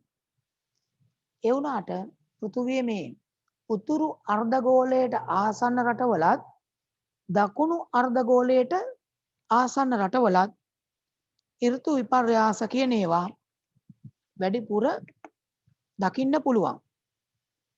මොකද්ද මේ ඍතු විපර්යාස කියලා කියන්නේ? ඒකේ ඉස්සෙල්ලාම තියෙන්නේ ඍතු විපර්යාස යනු කියලා. අපි ඉස්සෙල්ලා මේ පොඩ්ඩක් බලමුකෝ මේක මේ වෙන්නේ මොකද්ද කියලා. ඔකේ පල්ලෙහා තියෙනවානේ රූපයක්. ඔය තියෙන්නේ පෘථුවිය සූර්යයා වටා ගමන් කරන ගමන් මාර්ගය පෙන්නලා ඒ ගමන් මාර්ගයේ ස්ථාන 4ක පිහිටීම් තමයි තියෙන්නේ. ඉතින් දක්වලා තියෙන්නේ සූර්යයා වටා යන ගමන් මාර්ගයේ ස්ථාන 4ක පිහිටීම් විදිහට ඔය තියෙන්නේ. දින වගේකුත් තියෙනවා. ජූනි 21, සැප්තැම්බර් 23, දෙසැම්බර් 22, මාර්තු 21. දැන් අර කලින් කියපු කතාව මතක් කරගන්න. ඔය කඩිරකින් දක්වලා තියෙන්නේ කක්ෂ තලය. කක්ෂය.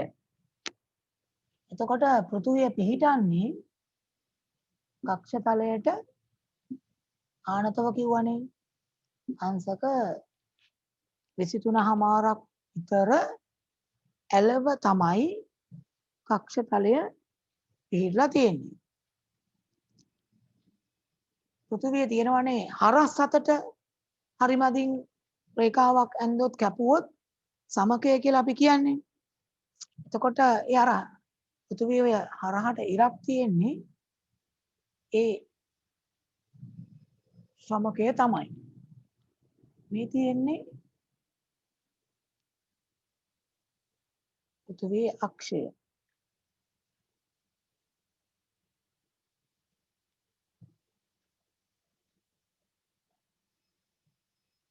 හරස් අතර තියෙන්නේ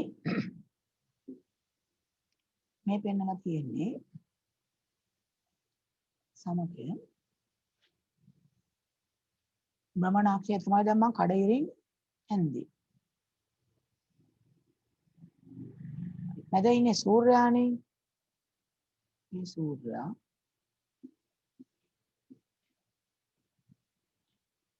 දැන් සූර්යාගෙන් සූර්ය තාප කිරණ පෘථිවිය වෙතට එනකොට දැන් බලන්න පෘථිවියේ ඉඳන් සූර්ය තාප කිරණ එද්දී මේ පෘථිවිය නෙමෙයි සූර්යාගේ ඉඳලා සූර්ය තාප කිරණ පෘථිවියට එද්දී මෙහෙම එන සූර්ය තාප කිරණ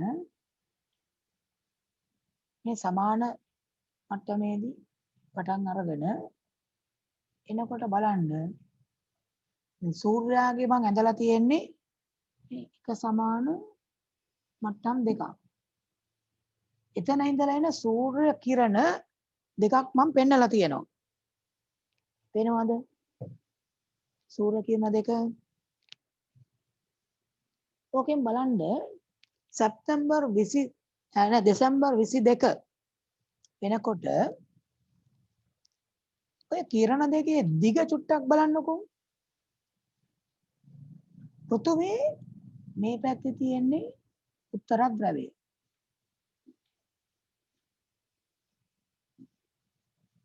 පහළ තියෙන්නේ දක්ෂිණ ධ්‍රවය. පැත්තේ තියෙන දක්ෂිණ ධ්‍රවය. පෘථිවියේ දක්ෂිණ ධ්‍රවය.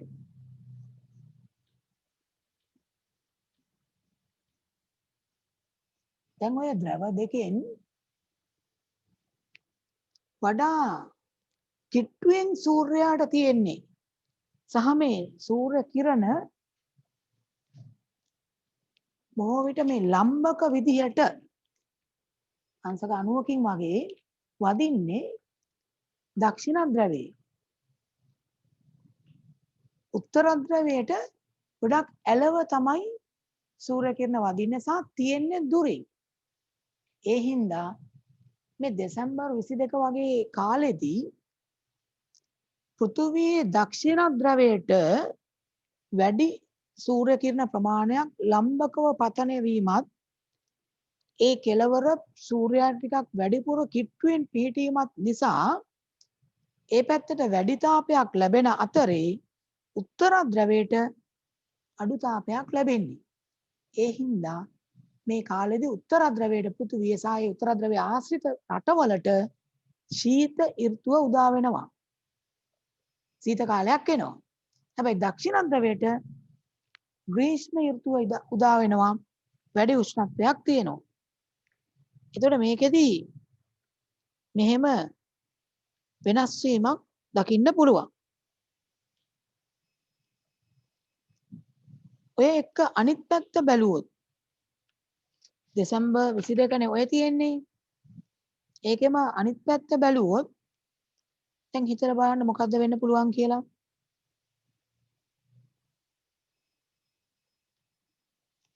එතෙන්දී වඩා කිට්ටු මොන ද්‍රවයටද සහ ලම්බකව සූර්ය කිරණ පතනය වෙන්නේ උත්තර ද්‍රවයට. මේ පැත්තට ලම්බක පතනයක් තියෙන්නේ අංශ 90කින් වගේ. හැබැයි දක්ෂිණ ද්‍රවයට ඊට වඩා ආනතව ඒ වගේම දුරින් පිහිටලා තියෙන්නේ. ඒ නිසා දැන් ජූනි 21 වගේ දිනයකදී මේ උත්තර ධ්‍රවය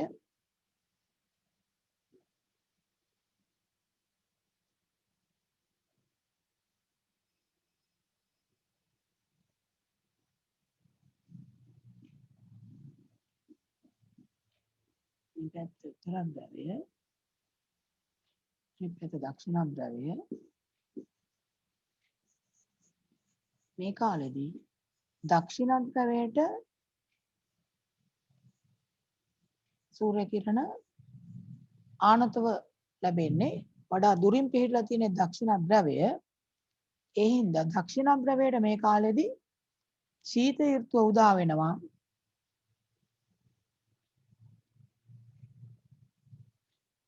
උත්තර ධ්‍රවයට මේ ජූනි 21 වගේ වෙනකොට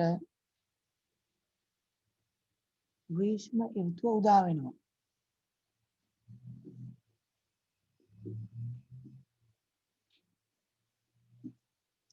දෙසැම්බර් 22 වෙනකොට උත්තර ධ්‍රවයට සූර්ය කිරණ ගොඩක් ආනතව ඇලයට පතනය වෙන්නේ දුරින් වැඩි. ඒ නිසා මොකද වෙන්නේ? ශීත ඍතුව එනවා උත්තර ධ්‍රවයට. දක්ෂිණ ධ්‍රවයට ග්‍රීෂ්ම ඍතුව එනවා.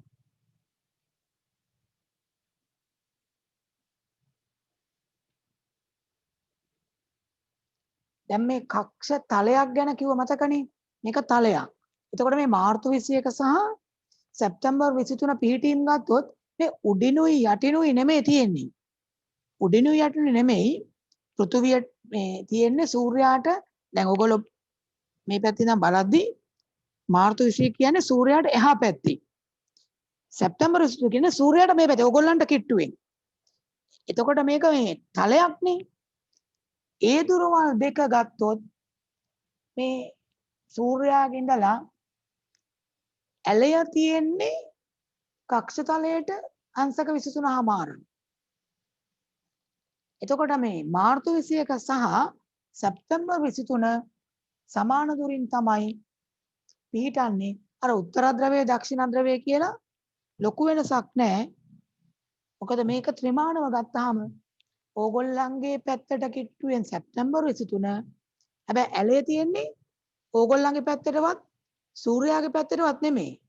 ඒ අතර අනිත් පැත්තටනේ. එතකොට උත්තර ධ්‍රවයේ දක්ෂිණ ධ්‍රවයේ ඒ ඇලය තිබ්බට උත්තර ධ්‍රවයත් සූර්යාට සමාන දුරින් දක්ෂිණ ධ්‍රවයත් සූර්යාට සමාන දුරින් ලම්බකව පතනය වෙන්න පුළුවන් සූර්ය කිරණ. මාර්තු 21ත් එහෙමයි.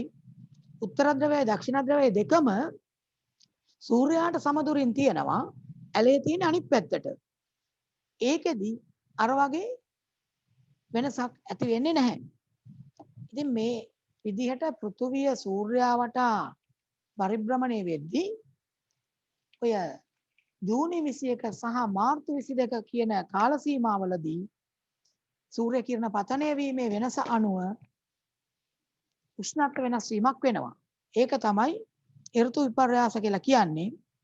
විශේෂයෙන් ශීත ඍතුව සහ ග්‍රීෂ්ම ඍතුව උදා වෙනවා. චුට්ටක් ඒ රූපේ මම මේ පෙන්නපු අර සූර්ය කිරණ ලැබීම ශීත ඍතුව කොහොමද එන්නේ මේ ද්‍රව දෙක අන්නේ ටික චුට්ටක් ඔය රූපේ ලකුණු කරගන්න. ඔයගලන්ට කඩිරකින් රතු පෑනෙන් උනත් කමක් නැහැ. අර සූර්ය කිරණ දෙපැත්ත දාගන්න. ඒක චුට්ටක් සටහන් කරගන්නකො. ඔයගලන්ගේ ටියුට් එකේ රූපේ උඩ ටික පස්සේ ලියමු. මේ රූපේ තියෙන ටික ලියා ගන්නකො. එතකොට ඒකේ තියෙන ඔය කාරණා ටික පැහැදිලිව.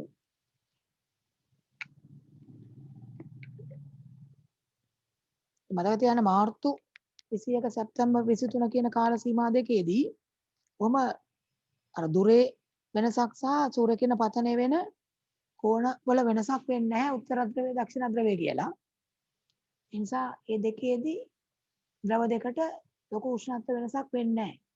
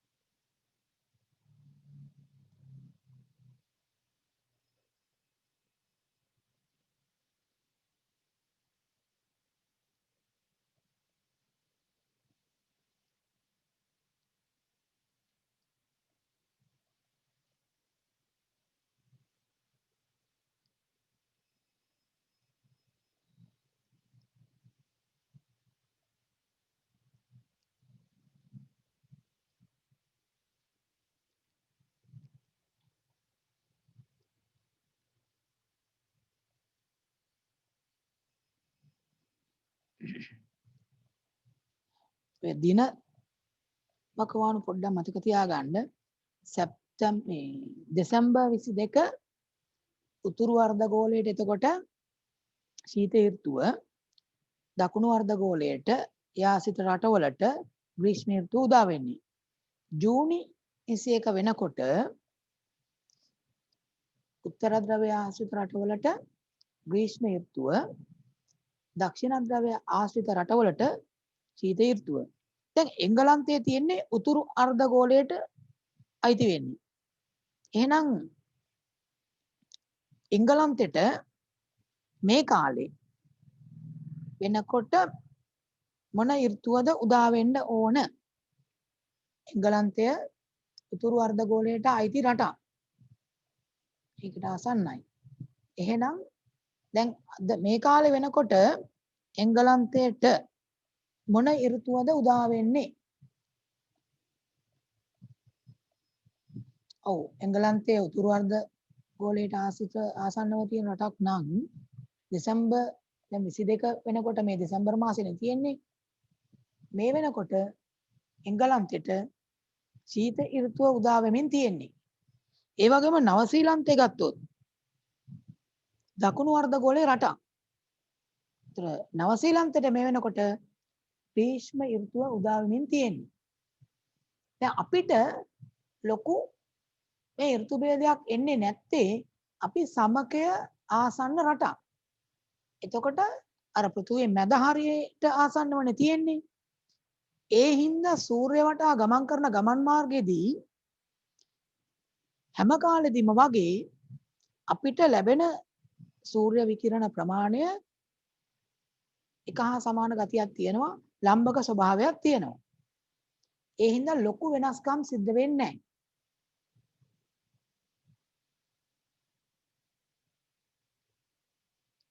එතන ඍතු විපර්යාස කියන්නේ මොනවද කියන එකේ යනු කියන එකේ ලියමු. ඍතු විපර්යාසය අනු කියන එකේ ලියන්න පෘථුවියේ පරිභ්‍රමණය සහ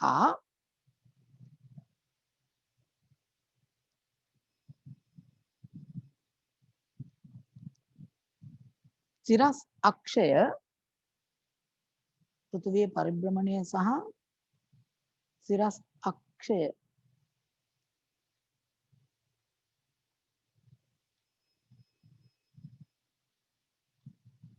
කක්ෂතලයට ආනතව කියන්නේ ඇලව කක්ෂතලයට ආනතව පෘථුවියේ පරිභ්‍රමණය සහ එහි සිරස් අක්ෂය කක්ෂතලයට ආනතව පැවතීම නිසා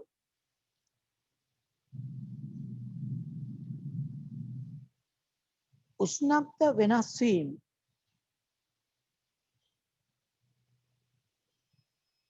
හේතුවෙන්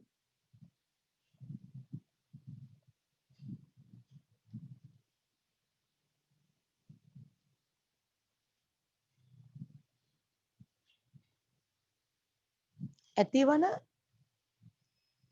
සංසිද්ධියක් වේ.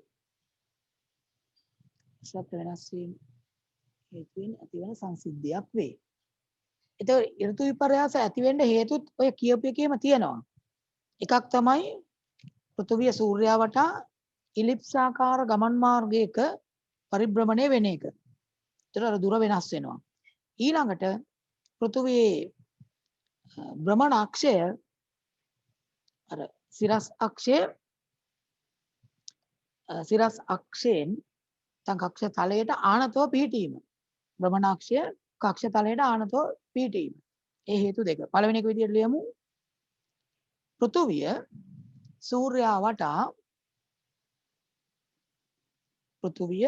සූර්යයා වටා ඉලිප්සාකාර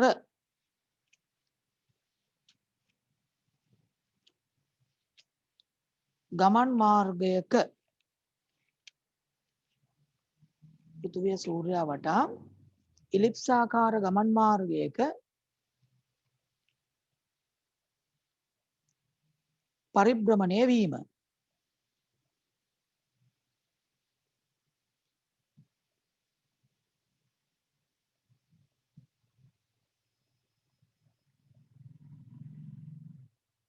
පරිභ්‍රමණය වීම.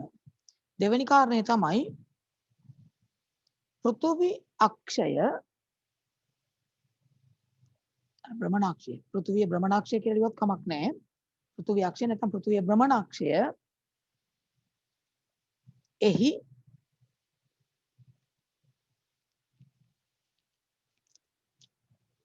කක්ෂතලයට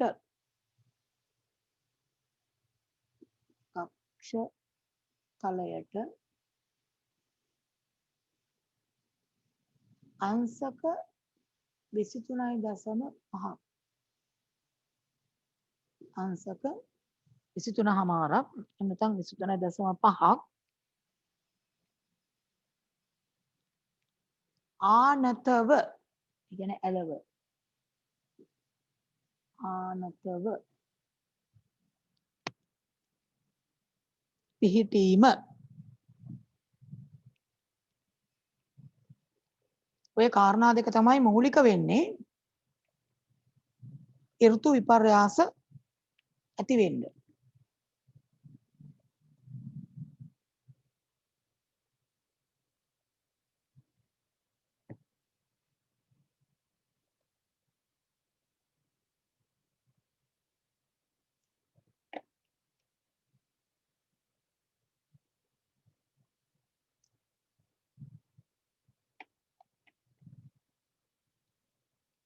හොඳයි.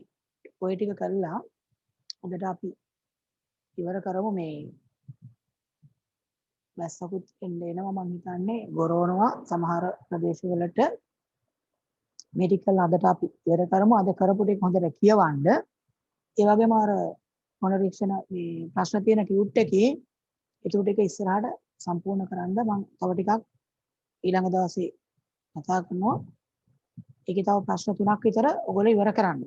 සමහර නම් ඉවර කරලා ඇති. හරි. අද එහෙමනම් අපි මේ ටික කළා ඉවර කරමු. හැමෝටම ආයුබෝවන් සුබ රාත්‍රියක්. ආයුබෝවන් සර්. ආයුබෝවන් සර්. සුබ රාත්‍රියක් සර්. අයිබෝවන් සර් සුබ රාත්‍රියක් sir. Thank you Thank you sir. sir. Thank you sir. ආයුබෝවන් සර්. සුබ රාත්‍රියක්. සිංහවා